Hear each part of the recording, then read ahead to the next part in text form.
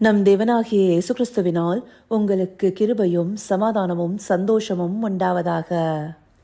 பயப்படாதேங்கிற ஜீவ வார்த்தையை குறித்து இன்றைக்கு நாம பார்க்கவிருக்கிற வேத பகுதி மார்க்கு 5வது அதிகாரம் வசனம் 36. Mark chapter 5 verse 36.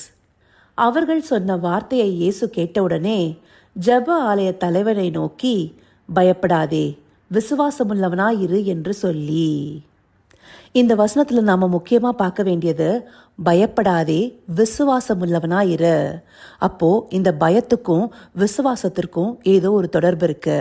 அதை நாம பார்க்கறதுக்கு முன்பாக இந்த வசனத்துடைய பின்னணியை சுருக்கமா பார்க்கலாம்.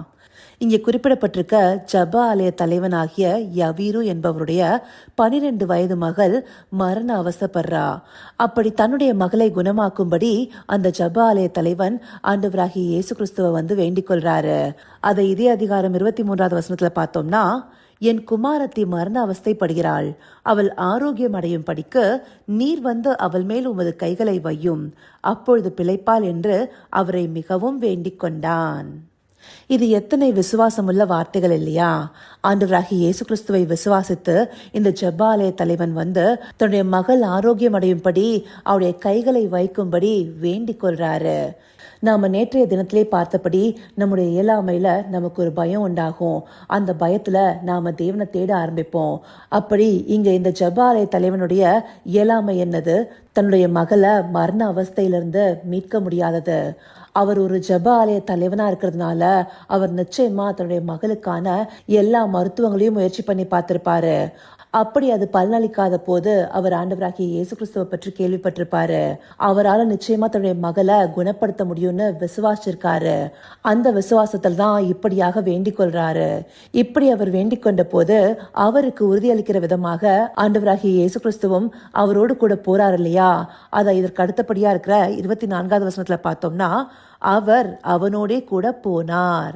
அப்படி அந்த விசுவாசத்தை பார்த்து ஆண்டவராகிய இயேசு கிறிஸ்து தாமே அவரோடு கூட போகிறது தேவனிடத்திலிருந்து கிடைக்கிற உறுதியை பிரதிபலிக்குது இல்லையா? அந்த நம்பிக்கையோடு அவங்க போய்கொண்டிருக்கும் போது என்ன ஆகுது? 12 வருஷமா பெரும்பாலுள்ள ஸ்திரீயானவள் அவங்களுக்கு இடைப்பட்டு அவருடைய வஸ்திரத்தின் ஓரத்தை தொட்டு சுகம் பெற்றுக்கொள்கிற காரியம் நடக்குது. இந்த சம்பவம் நடந்து முடிய நிச்சயமா ஒரு குறிப்பிட்ட நேரம் எடுத்திருக்கும். அப்ப யவீருவனுடைய மனநிலைமை எப்படி இருந்திருக்கும்? தன்னுடைய மகள் மரண அவஸ்தையில இருக்கா, இந்தப்படியான காரியங்கள் நடந்து கொண்டிருக்கும் போது அவருக்குள்ளார கலக்கம் உண்டாயிருக்கும். ஆனாலும் விசுவாசத்தோடு பொறுமையாக காத்திருக்கிறாரு. அப்படி காத்திருந்த பிற்பாடு ஜெப ஆலய தலைவனுடைய வீட்டை நோக்கி போறாங்க. அப்படி போகும்போது அவங்க வீட்டார்ல ஒருத்தர் வந்து அவருடைய மகள் இறந்து விட்டதாகவும் இனி போதகரை வருத்தப்படுத்த வேணாம்னு சொல்றாங்க. இந்த வார்த்தையை சொன்ன பிற்பாடுதான் ஆண்டவராகிய இயேசு கிறிஸ்து யவீருவை நோக்கி, பயப்படாதே, விசுவாசம் உள்ளவனா இருன்னு சொல்றாரு. தன்னுடைய மகள் மரணித்தாள்னு கேட்கும் போது ஒரு தந்தைக்குள்ளார நிச்சயமா பயம் உண்டாயிருக்கும். அதை அறிந்த ஆண்டவராகிய இயேசு கிறிஸ்து பயப்படாம விசுவாசத்தை காத்து கொள்ள சொல்றாரு. எதனாலனா, யவீரு விசுவாசத்தோடு வந்து தேவனை வேண்டிக் கொண்டிருக்கிறாரு. அந்த விசுவாசத்திற்கு பிரதிபலனாக கிறிஸ்துவும் உறுதி கொடுத்து அவரோடு கூட வராரு. அப்படியாக தேவனிடத்திலிருந்து உறுதியை பெற்றுக்கொண்ட பிற்பாடு நாம பயத்தோடு காணப்படக்கூடாது. அந்த இடத்துல மரணித்தால் சொன்ன போதும் இயேசு அந்த மகளை உயிரோடு எழுப்புறாரு இல்லையா? இதற்கு காரணம் ஆண்டவராகிய இயேசு கிறிஸ்துவனுடைய வல்லமை மாத்திரம் இல்ல, தேவன் எப்பொழுதுமே வல்லமை பொருந்தியவராகவே இருக்கிறாரு. அந்த வல்லமை வெளிப்படும் போது அதை பெற்றுக்கொள்கிற விசுவாசம் காணப்படணும்.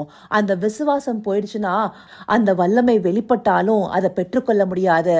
அதற்கு ஒரு அடையாளமா தான் வஸ்திர தொங்கலை தொட்டாலாவது நான் சொஸ்தமாவேங்கிற விசுவாசத்தோட பெரும்பாலுள்ள ஸ்திரீ அவருடைய வஸ்திரத்தை தொட்டு சுகமடைகிறாங்க. அவருடைய வஸ்திரத்துடைய ஓரத்தை தொட்ட போது அவருக்குள்ள இருந்து வல்லமை புறப்படுது. விசுவாசம் வல்லமையை புறப்பட செய்கிறதாக இருக்கு.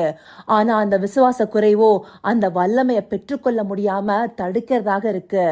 அதனால்தான் ஆண்டவராகிய இயேசு கிறிஸ்து பயப்படாதே, விசுவாசம் உள்ளவனா இருன்னு சொல்றாரு. அப்போ பயம் வரும்போது விசுவாச குறைச்சல் ஏற்படும். அப்படி பயம் இருக்கிற இடத்துல விசுவாசம் மேலோங்கி காணப்படாது. பயம் எவ்வளவுக்கு எவ்வளவு அதிகமாகுதோ விசுவாசம் அவ்வளவுக்கு அவ்வளோ குறைந்து கொண்டு போகிறதுங்கிறத நாம புரிந்து கொள்ளணும். நமக்குள்ளார தேவன் கொடுத்த நிச்சயமான வார்த்தைகள் காணப்படும் போது நாம காத்து கொள்ள வேண்டியது விசுவாசத்தையே. அதை விட்டுட்டு சூழ்நிலைகளை பார்த்து பயப்பட்டோம்னா நம்முடைய விசுவாசம் குறைந்து போகும். விசுவாசத்தினால்தான் இந்த உலகத்துல ஜெயம் எடுக்க முடியும்.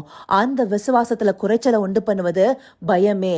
அதனால்தான் பயப்படுறவங்க பரலோக ராஜ்யத்திற்கு எதுவா இல்லாம எரிநகரத்துக்கு எதுவா இருக்காங்கிறத வெளிப்படுத்தின விசேஷம் 21 அதிகாரம் 8 சொல்லுது. இந்தபடியாக பயமானது விசுவாசத்தை பின்தள்ளுகிறதாக இருக்கு.